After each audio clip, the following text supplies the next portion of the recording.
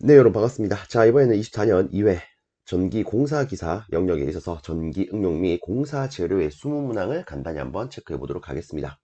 첫 번째 문제입니다. 단상 유도 전동기 중에 기동 토크가 가장 큰 것은? 하고 물었습니다. 자, 일단 간단히만 체크를 해보면 우리가 익히 알기로 이런 게 있죠. 단상 유도 전동기 중에 기동 토크가 큰 순서는 반기,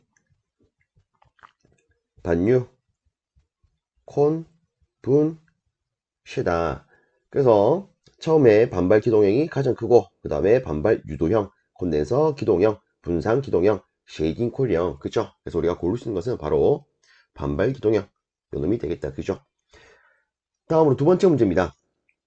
램프 효율이 우수하고 단색광이므로 중요 포인트는 요겠죠. 안개 지역에 가장 많이 사용되고 있는 광원은? 나고 물었어요. 자, 이렇게 안개가 나온다면 우리가 바로 고를 수 있는 건 여기 있는 나트륨 등이 됩니다.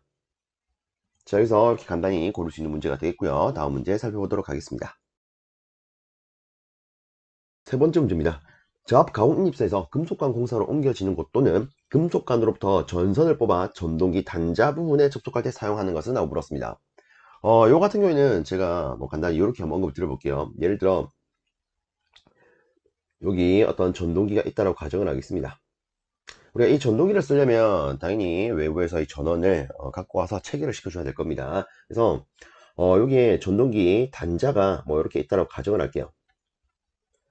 그리고 외부에서 전선을 뽑아 가지고 여기다가 결속을 시킬 겁니다. 우리가 결속을 할 때는 확실하고 안정적으로 고정을 시켜 줄 필요가 있겠죠. 그래서 우리가 쓸 수 있는 게 터미널 단자, 다르게 압착 단자와 같은 것을 여기에 딱 넣어 가지고 여기에 이 접속 부분에, 이 단자 부분에 나사랑 확실히 묶어 줄 수가 있습니다. 근데 여기서 이 단자 부분과 여기 들어온 전선 부분에 있어서 붙게 되는 부분이 있을 건데 이 부분은 실제 밖으로 노출될 수밖에 없겠죠. 근데 우리가 요거를 좀 더 안전하게 확실하게 쓰기 위해서는 당연히 이 부분을 감싸줄 필요가 있습니다. 그래서 실제 뭐 고무 재질과 같은 뭐 요런 쉽게 말하면 약간 저런체 재질로 이렇게 감싸주게 되는데 이 놈을 뭐라고 하느냐, 터미널 캡이라고 부릅니다. 그래서 이 문제에서 우리가 고를 수 있는 답안은 여기 있는 2번이 되겠습니다. 그래서 다시 저압가공 인입사에서 금속관 공사로 옮겨지는 곳이나 혹은 금속관으로부터 전선을 뽑아서 이처럼 전동기 단자 부분에 접속할 때는 무엇을 쓴다? 이런 터미널 캡이라는 것을 쓰더라. 자, 다음으로 네 번째 문제입니다. 고압으로 수전하는 변전소에서 접지 보호용으로 사용되는 계전기에 영상 전류를 공급하는 계전기는? 라고 물었습니다. 솔직히 우리가 영상 전류 하면 바로 딱 고를 수 있는 게 ZCT 요 놈이 되겠죠. 영상 변류기. 자, 해서 이렇게 간단히 체크해 봤고요. 다음 문제 보도록 하겠습니다. 다음으로 다섯 번째 문제 보도록 하겠습니다. 다음에 그림과 같은 기호의 명칭은? 하고 물었습니다. 와, 다음에 이런 거 나오면 우리가 맛있게 먹어야겠죠. SCR. 자, 일단 간단히 몇 가지만 체크를 하자면 여기가 에노드가 될 거고 여기가 캐소드가 될 거고 여기가 게이트가 될 겁니다. 그리고 때때로 나오는 문제 중에 이런 게 있죠. 이 게이트 신호를 가지고 이 친구를 도통시킬 수가 있어요. 그렇죠? 동작을 시킬 수가 있습니다. 근데 이 게이트를 가지고 얘를 소호시킬 수는 없어요. 즉 얘는 자기 소호가 불가하다.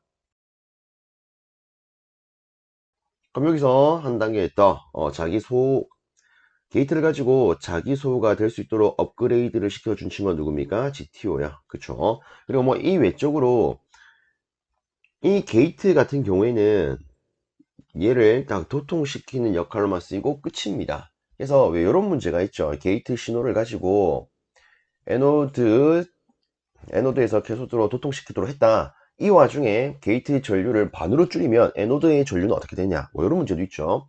이런 같은 경우에는 간단하게 얘는 그냥 문만 열어주고 끝이기 때문에 얘가 한번 동작되면 그 뒤부터는 얘가 아무런 영향을 끼치지 않는다. 뭐 이런 식으로 간단히 한 가지 더 뭐 챙겨주면 좀 더 좋지 않을까 싶습니다.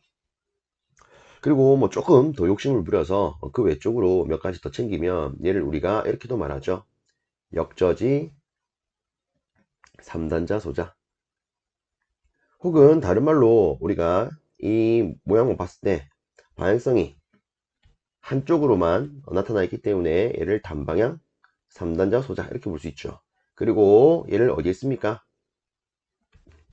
그리고 얘는 무슨 기능을 갖습니까? 기본적으로 정류 기능을 가져요. 그리고 내부에 PMPN 구조로 이루어져 있습니다. 뭐 이런 것들도 간혹 한 번씩 나오죠. 그죠? 자, 그 다음으로 뭐 여기 자기소 불가하다 이게 나왔으니까 한 가지만 더 하겠습니다. 실제 우리가 관련도 문제를 보면 이런 것도 있어요. 그럼 이렇게 도통되고 있는 SCR을 소구시키려면 어떠한 방법을 써야 됩니까? 일단 게이트를 가지고는 소를 할 수가 없어요. 그렇기 때문에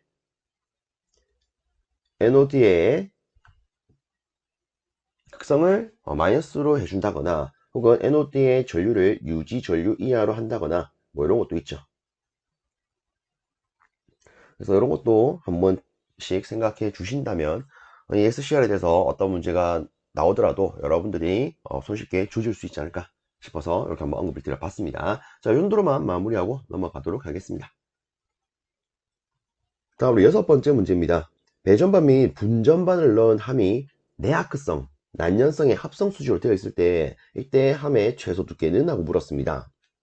실제 이런 게 있죠. 이 배전반이나 분전반 같은 경우에 우리가 이 강판재로 쓴다. 그럼 이때 두께는 1.2mm 이상이 되어야 합니다.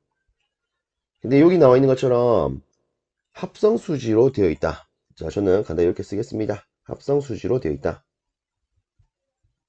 그때는 1.5mm 이상이 되어야 한다. 그래서 이 문제 답은 요놈이 됩니다.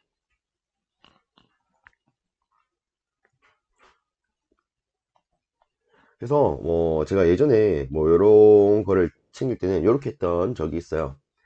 수지야 1로 왔다가 1이 강 1로 왔다가 1이 강 이런 식으로 뭐 했던 적이 있습니다. 참고로 봐주시면 될 것 같습니다. 자, 다음으로 7번째 문제입니다.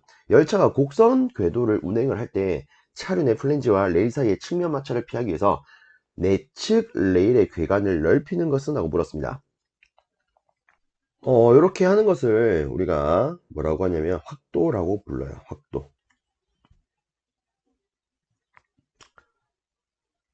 그래서 다시 내측 레일의 궤관을 넓히는 것, 이런 말 한다, 확도를 한다. 그럼 여기서 이거 외에 한 번씩 또 나오는 것들을 살펴보겠습니다. 고도. 자, 고도를 우리가 켄트라고도 하죠. 자, 여기서 이 켄트 혹은 이 고도는 무엇을 의미할까요? 이 곡선 부분에 있어서 실제 이 차체가 이동을 할 때 원심력 때문에 바깥으로 튕겨나갈 수가 있습니다. 다른 말하면 원심력 때문에 차량이 밖으로 넘어질 수가 있어요. 그래서 이것을 방지하기 위해서 이런 곡선부가 있을 때 이 외측 부분을 이 내측보다 살짝 높이를 높여줍니다.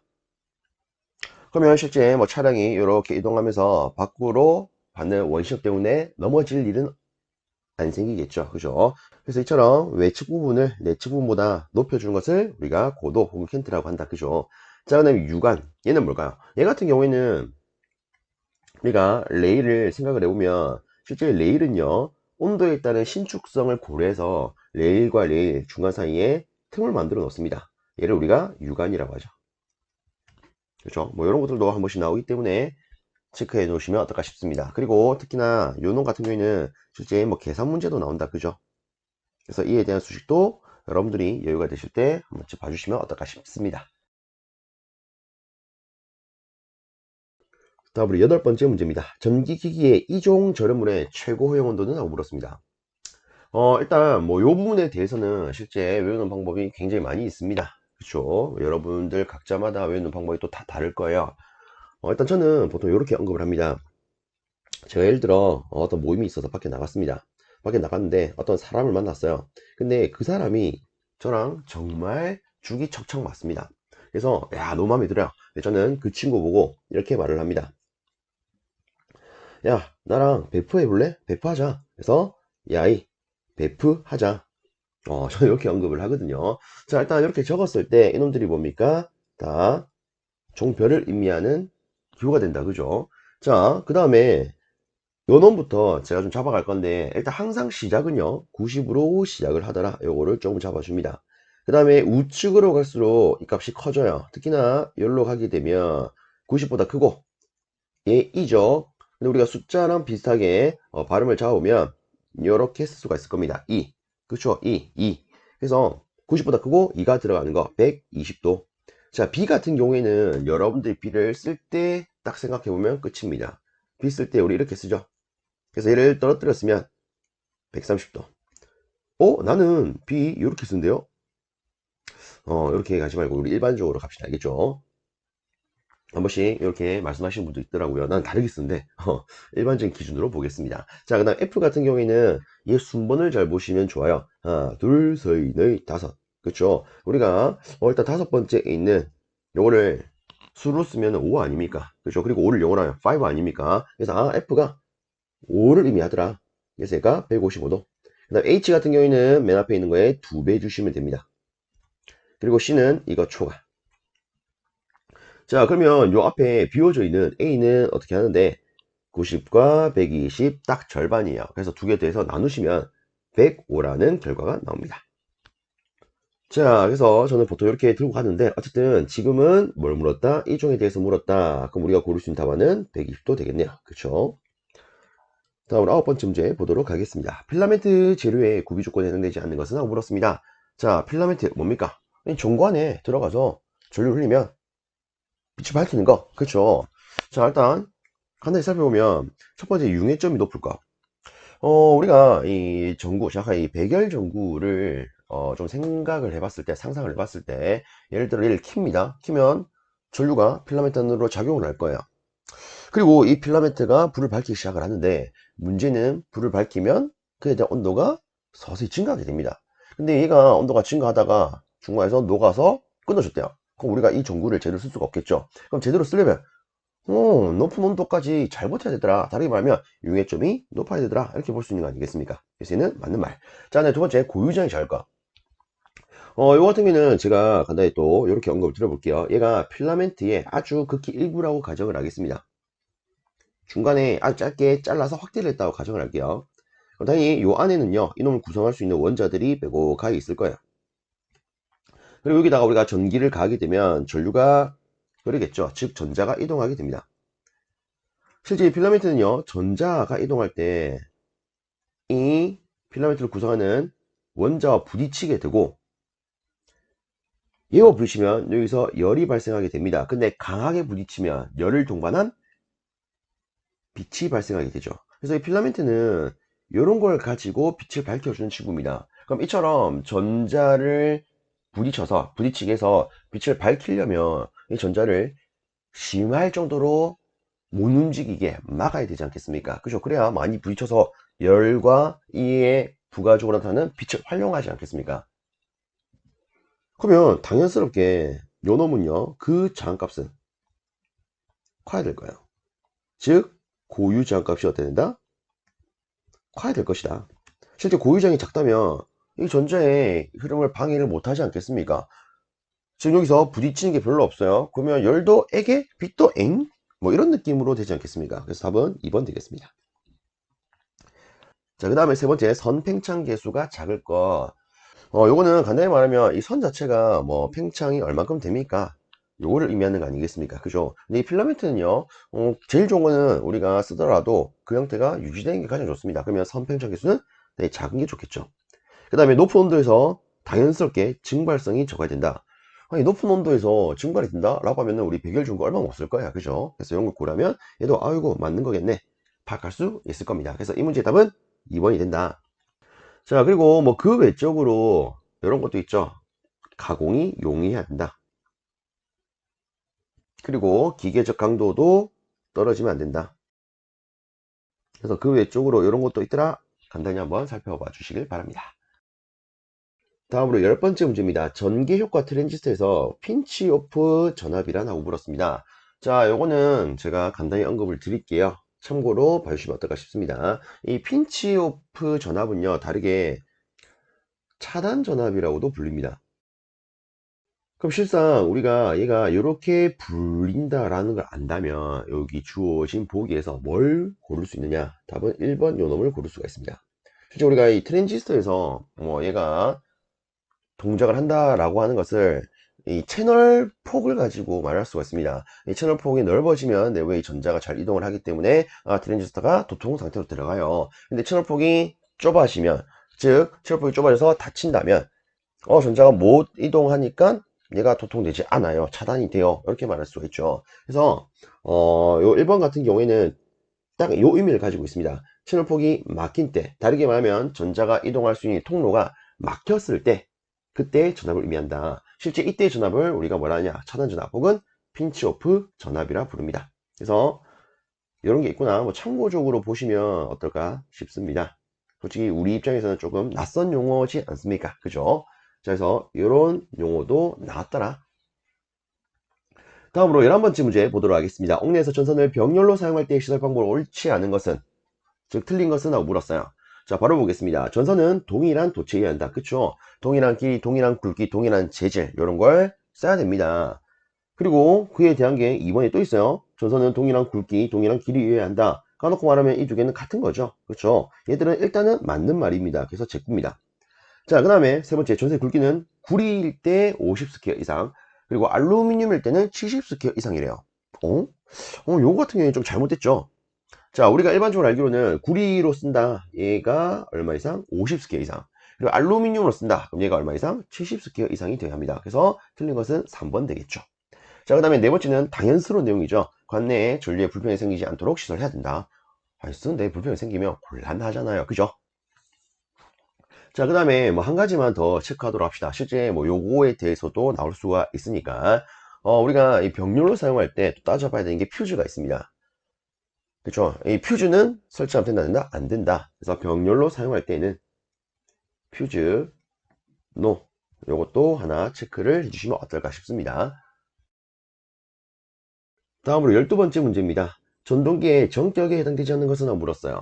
일단 답을 바로 고르자면 답은 네 번째, 중시간 전격이 됩니다. 얘는 전동기의 전격에 해당되지 않아요. 그럼 나머지는 간단하게 봤을 때 어떤 걸 의미합니까? 여기는 연속 전격이라고 하는 것을 이름 그대로 보시면 됩니다. 연속. 어떤 느낌 듭니까? 이 전동기를 연속해서 쓸 땐가? 이런 느낌 들죠. 그죠? 그래서 실제 이 연속 전격이라고 하는 것은 어떤 정해진 조건에서 계속적으로, 즉 연속적으로 사용할 때의 이상현상을 수반하지 않는 조건을 연속 전격이라고 합니다. 아시겠죠? 이를 그대로 보시면 돼요. 그러면 여기 있는 반복 전격은 반복해서 동작했을 때 뭔가 이상이 발생하지 않는 기준을 말하나? 맞습니다. 이를 그대로 반복적으로 우리가 동작을 시켰을 때, 좀 더 정확하게 말하면 전동기이기 때문에 이 운전과 정지를 반복적으로 조작한다 라고 보시면 돼요. 이때 이상현상이 수반되지 않는 그 기준을 말한다? 반복 전격이라고 합니다. 그러면 라스트 단시간 전격은 뭡니까? 단시간이 뭡니까? 일단 짧은 시간 뭐 이렇게 볼 수가 있겠죠. 그죠?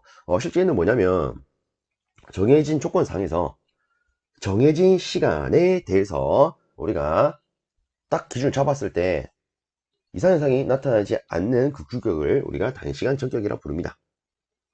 그래서 뭐 일단 이건 참고적으로 언급을 좀 드리자면, 이때 단시간 전격 같은 경우에는 보통 5분, 10분, 15분, 그리고 30분, 1시간, 2시간 뭐 이런 식의 시간 기준이 정해져 있습니다. 그래서 각 정해진 시간 기준에 따라서 우리가 어떻게 썼을 때 정해진 조건대로 썼을 때 이상이 생기지 않는 그 기준을 말한다. 단시간 전격. 어쨌든 제가 이런 식으로 뭐 간단히나마 안내를 조금 드려봤는데, 솔직히 우리는 이 문제 과연도 기출 문제를 보면 또 있습니다. 그죠? 그래서 일단 전격에 해당되지 않는 거는 요 놈 있지.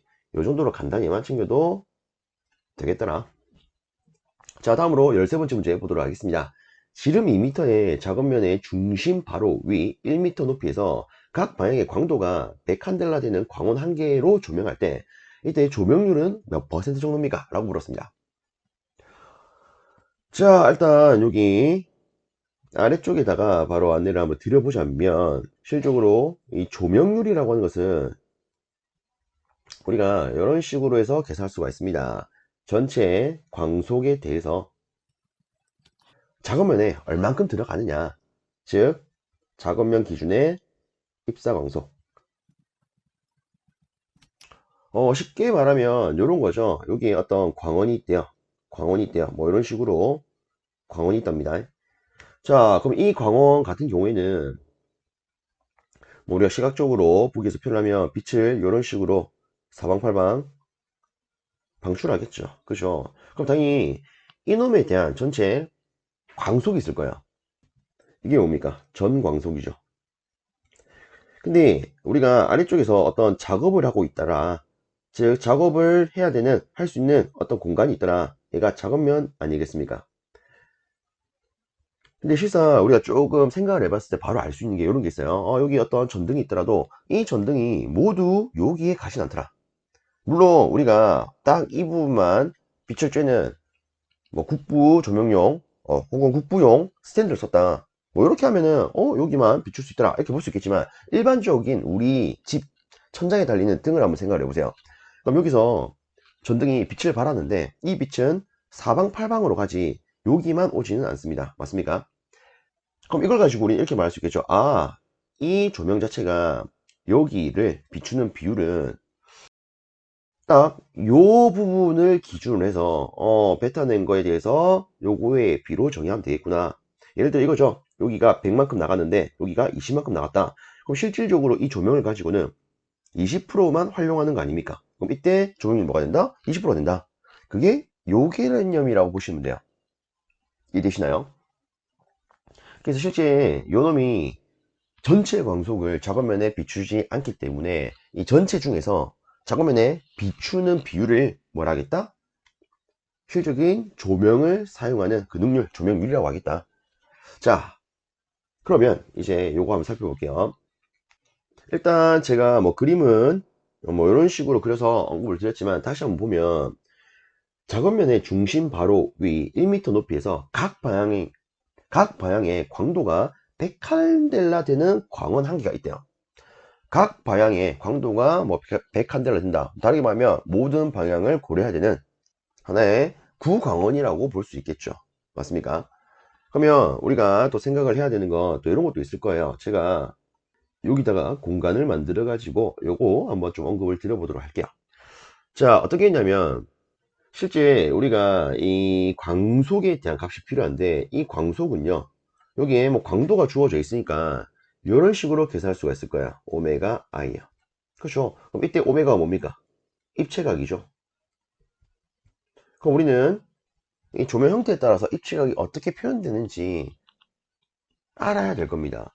그래서 제가 이렇게 체크를 해봐 드릴게요. 자, 일단 우리가 기본적으로 알아야 되는 거 구가 있습니다. 구에 대한 입체각은 어떻게 표현합니까? 얘는 4파이 스텔라디안으로 표현하죠. 단위라면 스텔라디안. 자, 그 다음에 원뿔, 요 놈은 또 어떻게 표현합니까? 원뿔 같은 경우에는 우리가 2파이 1 마이너스 코사 n 세타로 표현할 수가 있습니다. 자, 그럼 여기서 이 세타는 어떻게 또 정의합니까?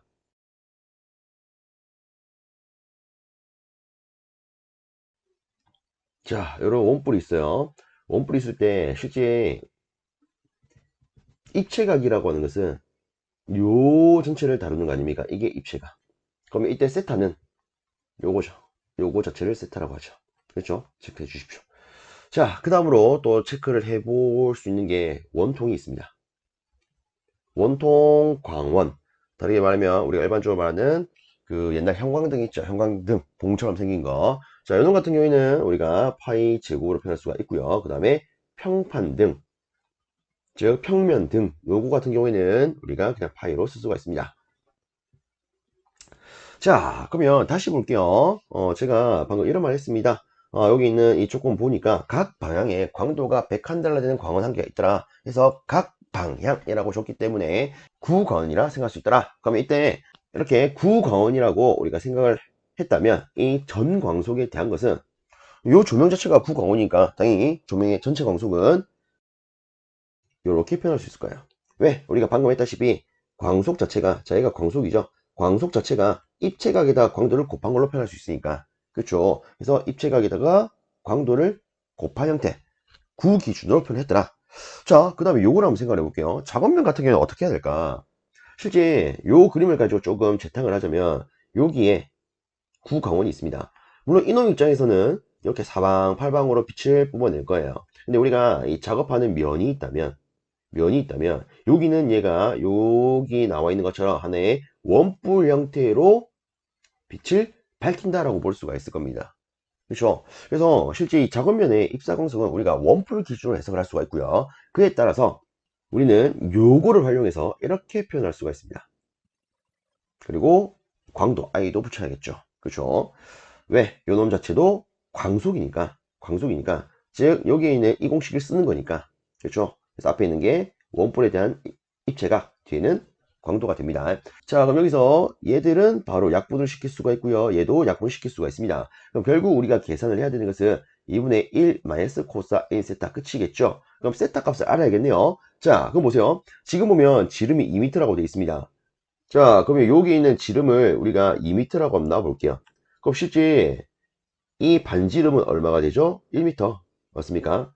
그리고 작업면 중심 바로 위 1m 높이에 이런 광원이 있다라고 했기 때문에 이것 자체도 1m가 될 거예요. 그러면 여기서 우리가 이 세타를 계산하려면 여기 빗변 값도 필요하지 않겠습니까? 근데 여기도 1m고 여기도 1m라면 이 빗변의 길이는 루트 2가 나올 거예요. 피타고라스 정리를 쓰면. 그쵸? 그러면 얘를요, 제가 다시 한 번 더 아래쪽에 표현을 해보겠습니다. 자, 지금 보면 얘가 1m고 얘도 1m예요. 여기는 루트 2m. 자, 그리고 우리한테 필요한 것은 코사인 세타 아닙니까? 그럼 이때 세타는 일단 여기죠. 그러면서 우리한테 필요한 코사인 세타는 이렇게 표현할 수 있겠네요. 빗변분의 밑변. 그렇죠? 이 각도를 기준으로 빗변분의 밑변. 즉 코사인 세타 자체가 루트 2분의 1이 된다. 그래서 우리가 다시 적었을 때 여기 있는 거 그대로 2분의 1 마이너스 루트 2분의 1을 계산기에 넣으면 계산기에서는 0.146 정도의 값을 뱉어냅니다. 자, 근데 지금은 퍼센트로 물었어요. 그러면 우리가 여기다가 100을 취해줘야겠죠. 그랬을 때 14.6%가 나옵니다. 자, 그래서 주어진 보기에서 고를 수 있는 건 대략적으로 15%가 되겠더라. 이렇게 고를 수 있겠죠. 그래서 이 문제는 2번이 답이 되겠습니다. 다음으로 14번째 문제 보도록 하겠습니다. N형 반도체에 대한 설명을 옳은 것은 하고 물었습니다. 일단 여기 주어진 선지를 보니까 순수 실리콘 내에 뭐 어떤 거에 수를 늘리기 위해서 어떤 불순물을 첨가한 것 이렇게 고르게끔 주어졌어요. 자, 그래서 이에 대해서 간단히나마 한번 살펴보고 들어가도록 하겠습니다. 자, 일단 우리가 N형 반도체 혹은 P형 반도체를 고려하려면 순수 반도체, 다르게 진성 반도체부터 볼 수가 있습니다. 자, 일단 요 같은 경우는 우리가 이렇게 말할 수가 있죠. 실제 중성 상태의 사가 반도체다. 그럼 여기서 말하는 사가는 뭘까요? 간단히 말하면 최외곽 궤도에 전자가 4개가 있는 걸 의미를 한다. 그럼 이런 경우에는 실제 아무런 극성을 띠지 않는 중성 상태가 됩니다. 그리고 이에 대표적인 게 실리콘이 있죠. 그 다음에 뭐 게르마늄 뭐 이런 게 있죠. 자, 근데 요 같은 경우에는 우리가 극성을 갖고 있지 않기 때문에 정기적으로 활용하기가 어렵습니다. 그래서 어떻게 하냐면 여기다가 정기적인 극성을 띌 수 있도록 불순물을 첨가를 해요. 그래서 어떠한 불순물을 첨가를 하냐에 따라서 실제 두 가지로 나뉩니다. 하나는요, 여러분들이 익히 알고 있는 P형 반도체, 하나는 N형 반도체. 이 P형 반도체는요, 우리가 다르게 이렇게 말합니다. 3가 반도체, N형은 5가 반도체. 그리고 우리는 또 이런 걸 알 수 있죠. 실제 이 3가라고 하는 것은 최외곽에 있는 전자가 한 개가 빠져나가서 3개가 남은 걸 의미를 합니다. 근데 4가일 때 중성이래요. 그럼 3가일 때는 마이너스 한 개 나갔으니까 반대로 여기는 플러스 한 개가 눈에 띌 겁니다. 그래서 얘는 플러스 X를 띄더라. 얘는 전자가 오히려 과잉된 거기 때문에 마이너스를 띄더라. 이렇게 볼 수가 있겠죠. 그래서 우리가 뭐 P형 같은 경우에는 전자가 빠져나갔기 때문에 그 자리에 전공이 있어요. 뭐 이런 것도 한 번씩 듣습니다. 여기는 과전자가 있어요. 과잉전자가 있어요. 뭐 이렇게도 말할 수가 있죠. 자, 어쨌든 뭐 이런 식으로 우리가 P형, N형 나누고 얘를 접합을 하게 되면 다이오드, 그렇죠? 혹은 뭐 SCR 이렇게 만들 수가 있습니다. 자, 그럼 여기서 필요한 건 이거죠. 이 P형 반도체를 만들기 위한 불순물은 뭡니까? N형 반도체를 만들기 위한 불순물은 뭡니까? 조금 몇 가지만 간단히 언급을 하자면 P형 반도체를 만들기 위해서는 이 순수 반도체에다가 우리가 붕소라든가 갈륨 혹은 뭐 알루미늄, 인듐 뭐 이런 것을 넣을 수가 있습니다. 일단 솔직히 우리가 뭐 모든 것을 다 암기하기보다는 뭐 한 갈륨 혹은 붕소 이 정도만 보면 되지 않을까 싶어요. 자, 그 다음에 N형 같은 경우에는 인이라든가 안티몬 혹은 금, 비소 뭐 이런 거를 첨가해서 만들어낼 수가 있습니다. 자, 그래서 일단 N형 같은 경우에는 제가 일단은 이렇게 두 가지만 일단 적어놨습니다. 얘가 뭐다? 인, 얘가 안티몬이다. 이것도 좀 적겠습니다. 붕소와 갈륨. 어쨌든 이거 외에도 여러 가지 재료들이 있는데 여기서 간혹 한 번씩 언급이 되는 게 있습니다. 뭐 자주 나오는 게 아니고 간혹 나오는 게 있어요. 그럼 이때 이 불순물의 총칭을 뭐라고 합니까? P형 반도체를 만들기 위한 이런 불순물의 총칭을요, 우리는 억셉터라고 부릅니다. N형 반도체를 만들기 위한 이런 불순물의 총칭을 우리는 도너라고 불러요. 그래서 이런 건 참고적으로 봐주십시오. 자, 일단 뭐 이렇게 제가 안내를 드렸는데 솔직히 뭐 요걸 챙기고 싶다 라고 하신다면 저는 N형을 만들기 위해서는 안티몬을 넣으면 되더라, 요 정도만 갖고 가면 되지 않을까 싶습니다. 자, 일단 뭐 이렇게 한번 체크를 해봤고요. 이에 대해서 문제에서 답을 한번 골라보도록 하겠습니다. 자, 우선 보시면 N형 반도체에 대해서 옳은 것하고 물었어요. 그럼 당연히 우리는 이 과잉전자에 대해서 생각을 해볼 수가 있습니다. 즉 이온과 기준을 잡았을 때 전자가 어떻게 되어야 한다? 불어나야 된다. 그죠? 그리고 제가 앞에 뭐 P형은 전공 이렇게 적어놨어요. 그러면 우리가 여기 있는 보기를 봤을 때 순수 실리콘 내에 하나는 전공, 그렇죠? 얘도 전공이죠. 어이고, 요거 좀 못하네요. 전공의 수 이렇게 돼야 되는데, 자, 그래서 제가 요거는 이렇게 조금 정리하겠습니다. 이렇게 여기 좀 깔끔하죠. 자, 여튼 위에 거 두 개는 전공이에요. 그럼 얘는 답이 된다는데 안 됩니다. 일단 전공이 나오려면 P형 요놈 기준으로 지문이 나와야겠죠. 그죠? 자, 그래서 3번 4을 보니까 전자의 수를 늘리기 위한 거더라. 그러면 여기 과잉 전자를 만들 수 있는 조건이 나오죠. 그럼 이때 어떤 불순물을 써야 됩니까? N형하면 일단 뭘 챙겨줬다? 안티몬. 그래서 딱 찾아보니까 아이고야 여기 안티몬이 있죠. 그래서 이 문제 답은 3번이 되겠습니다. 실질적으로 뭐 이 문제 같은 경우에는 이 CBT 이전에 PBT 시절에서도 출제가 되었던 문제긴 해요. 그래서 뭐 요 같은 경우에 우리가 챙기고자 한다면 뭐 이에 대해서 너무 자세히 들고 가기보다는 간단하게 N형은 안티몬 혹은 P형은 뭐 갈륨 혹은 붕소 요 정도로 간단히만 들고 가면 어떨까 싶습니다. 자, 이렇게 한번 체크해 주시고요. 다음에 아래쪽에 있는 15번째 문제 보도록 하겠습니다. 부식성의 산, 알칼리 또는 유해가스가 있는 장소에서 실용상 지장 없이 사용할 수 있는 구조의 전동이 나오고 그렇습니다. 일단은 실제 이 문제는 지문에 답이 주어진 거나 다름없습니다. 이게 무슨 말이냐? 앞에 보면 부식성이라고 되어 있죠. 그죠? 자, 근데 여기서 지장이 없이 써야 된대요. 우리가 보통 이런 말을 합니다. 물이 있는 장소에서 지장 없이 쓸 수 있는 구조를 뭘 합니까? 물에 대해서 방어할 수 있는 구조, 방수형이라고요. 맞나요? 그러면 얘는 부식에 있어서 방어를 할 수 있는 구조이어야 되지 않겠습니까? 그래야 이런 장소에서 지장 없이 쓸 수가 있겠죠. 그럼 이런 것을 뭐라고 하느냐? 방식형이라 부릅니다. 그래서 우리가 고를 수 있는 건 바로 4번이 됩니다. 자, 이렇게 한번 간단히 체크를 해봤고요. 다음 문제 살펴보겠습니다. 다음으로 16번째 문제입니다. 플로더트 배선에 사용하는 절연 전선이 연선일 때 단선은 최소 몇 스퀘어를 초과해야 하는가? 실제 이런 게 있죠. 이 플로더트 설치 기준에 따르면 일단 사용자 답은 400V 이하의 하나입니다. 그리고 기본적으로 전선은요, 연선을 사용을 해야 됩니다. 네, 다만 추가적으로 단선을 쓸 수 있는 조건이 또 있어요. 어떤 게 있냐면, 자, 요거를 구분하기 위해서 이렇게 쓸게요. 단선을 사용할 수 있는 조건. 자, 요거는 이렇게 볼 수가 있습니다. 우리가 이 단선을 쓰려면 일단 단면적이 10 스퀘어 이하여야 한다. 자, 그래서 이때는 뭘 쓸 수 있다? 단선을 쓸 수가 있다. 근데 좀 더 정확하게 말하면 요거는요, 구리선 기준입니다. 그럼 또 뭐도 나올 수 있냐? 알루미늄이 나올 수가 있어요. 알루미늄 같은 경우에는 16 스퀘어 이하를 기준합니다. 자, 그래서 일단 이 지문을 보면 얘가요, 굴인지 알루미늄인지 나와 있지가 않아요. 맞습니까? 근데 일반적인 전선은 뭐죠? 굴이죠. 그래서 알루미늄 같은 경우에는 알루미늄이라고 실제 주어줍니다. 근데 지금은 아무런 말이 없어요. 그러면 일반적인 기준을 따라서 우리는 답을 이걸로 고를 수가 있습니다. 그래서 일단 요거는 이 말이죠. 우리가 단면적 10스퀘어 이하가 되면 단선을 쓸 수가 있어요. 근데 지금 우리가 이 지문을 다시 보면 연선일 때 단면적은 최소 몇 스케일 초과해야 되냐. 그럼 이때 우리가 단선을 쓸 수가 있다면 얘를 초과해야 연선으로 쓸 수 있지 않겠습니까? 그래서 답이 10스퀘어 초과 이렇게 된다라는 겁니다. 아시겠죠? 자, 그 다음으로 17번째 문제입니다. 피레침용 인하도선으로 가장 적당한 전선은? 하고 물었습니다. 일단 뭐 여기서 주어진 보기상에서는 우리가 이 동선을 답으로 체크할 수가 있습니다. 그래서 실제 이런 게 있습니다. 인하도선 같은 경우에는 우리가 구리선이나 주석 도금한 구리나 알루미늄 혹은 알루미늄 합금, 용융 아연 도금강, 그리고 스테인리스강 뭐 이런 걸 쓸 수가 있습니다. 물론 이 각각에 따라서 당연히 단면적 기준은 달리 있을 거예요.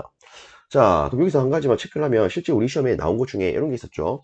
이 외적으로 우리가 생각할 수 있는 거, 여기 있는 동선, 다르게 구리선. 자, 그 다음으로 알루미늄 합금. 자, 그 다음에 용융 아연 도금 강. 자, 그래서 얘들은 또 한번 나온 적이 있기 때문에 뭐 이렇게 눈에 조금 익숙하니까 한 번쯤 바라봐 주는 거 어떨까 싶습니다. 실제 얘를 가지고 어떻게 나왔냐면 이렇게 나왔어요. 지금은 피레침용 인하도선으로 가장 적당한 전선 이렇게 물었죠. 이것 말고 어떤 게 있냐면 다음 중 피레침용 인하도선으로 사용이 불가한 것은 혹은 사용에 적당하지 않은 것은 이렇게 나온 적이 있습니다. 그럼 그때 보기에 구리선, 알루미늄 합금, 용융 아연 도금 강 있고 나머지 하나가 있었어요. 그럼 그때 답은 요 놈이 되겠죠. 그래서 뭐 이런 것도 조금 여유가 되신다면 봐주시는 게 어떨까. 다음으로 18번째 문제입니다. 금속관 공사에서 절연 부싱을 사용하는 가장 주된 목적은? 하고 물었습니다.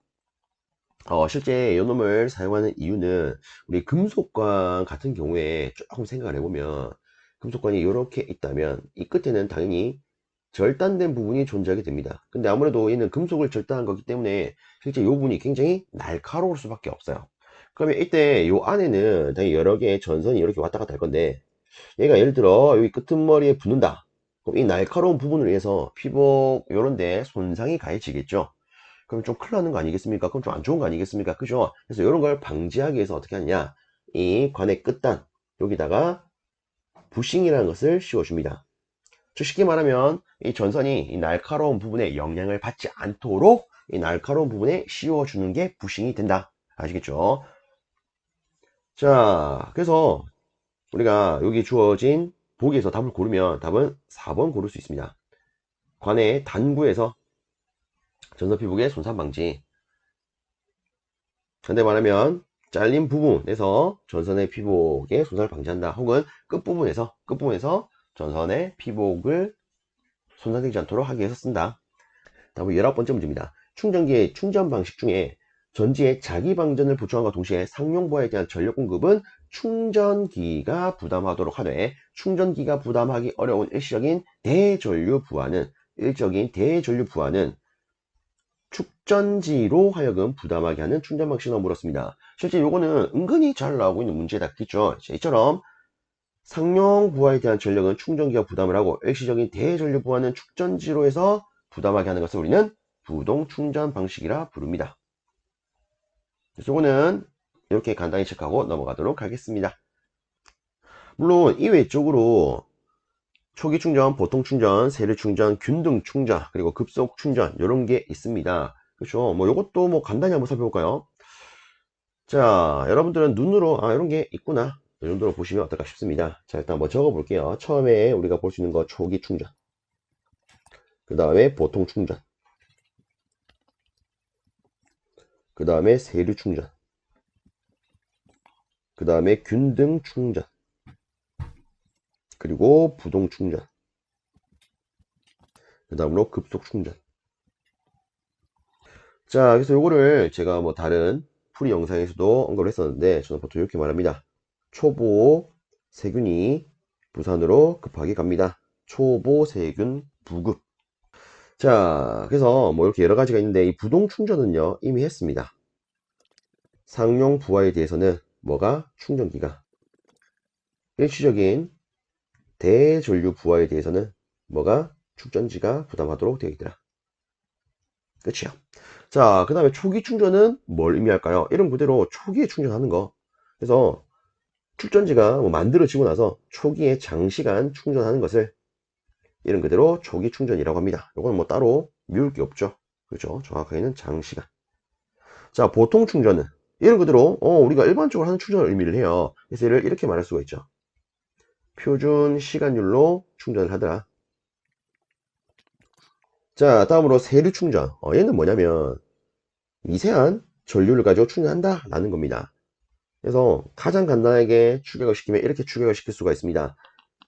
작은 전류를 가지고 자기 방전량만을 충전을 하더라. 그래서 이 세류 충전 같은 경우에는 실제 부동 충전의 일종입니다. 간단히 체크해 주시고, 자, 그 다음에 균등 충전이라고 하는 것은 각 전해주의 용량을 이름 그대로 균등 시키는 거, 균일화 시키는 걸 의미를 합니다. 그래서 용량을 균일화 시킨다. 자, 급속 충전은 우리 보통 핸드폰에 적용하는 거 아닙니까? 겁나 빠르게 충전이 필요할 때 쓰는 거, 그죠? 물론 제대로 말하면 이렇게 쓸 수가 있습니다. 여기 있는 보통 충전 기준으로, 뭐 다르게 말하면 보통 전류 기준으로 이놈의 2배에서 3배 전류로 충전하는 거, 얘를 이렇게 말해요. 급속 충전. 자, 그래서 이렇게 여러 가지 충전 종류에 대해서도 한번 살펴봤습니다. 간단히 살펴봐 주시고 다음 문제 보겠습니다. 다음으로 20번째 문제입니다. SCR 사이리스트에 대한 설명을 드린 것은 하고 물었습니다. 자, 일단 여기에 주어진 선지를 가지고 바로 체크를 해보면 게이트 전류에 의해 턴온, 즉 킬 수 있다. 그죠? 그 다음에 두 번째, 게이트 전류에 의해 턴오프 시킬 수 없다. 즉 소호시킬 수가 없다. 이게 제가 말했던 요거 아닙니까? 자기 소호 불가. 자, 그 다음에 세 번째, 오프 상태에서는 순방향 전압과 역방향 전압 중에 역방향 전압에 대해서만 차단 인연을 가진다.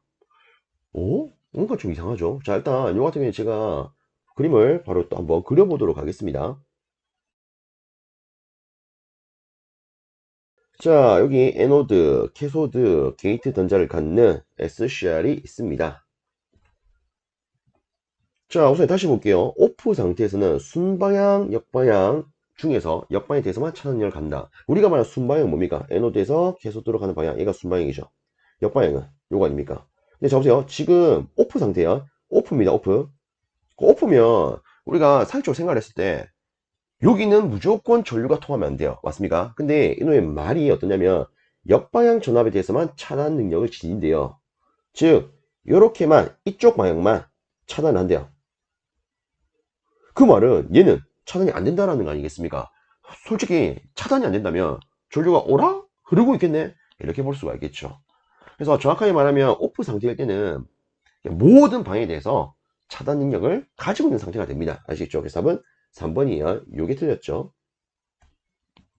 자, 그리고 나머지 참고로만 보면 턴오프 된 상태에서는 다시 게이트 전류에 의해 턴온 시킬 수 있는 상태로 회복하기까지는, 그쵸, 우리 사람은 느낄 수 없지만 아주 짧게 일정한 시간이 필요합니다. 실제 필요하대요. 그래서 우리가 요거를 모른다 한들 요거는 조금만 생각했을 때 충분히 아닌 거 판별할 수 있지 않습니까? 그래서 답은 이렇게 되더라. 다시 한번 잘 잡아 주십시오. 자, 일단 이렇게 하면은 요번에 확인된 이 20문항의 풀이가 끝이 납니다. 모쪼록 이 영상이 많은 분들께 조금이라도 도움이 될 수 있었으면 좋겠습니다. 수고 많으셨습니다.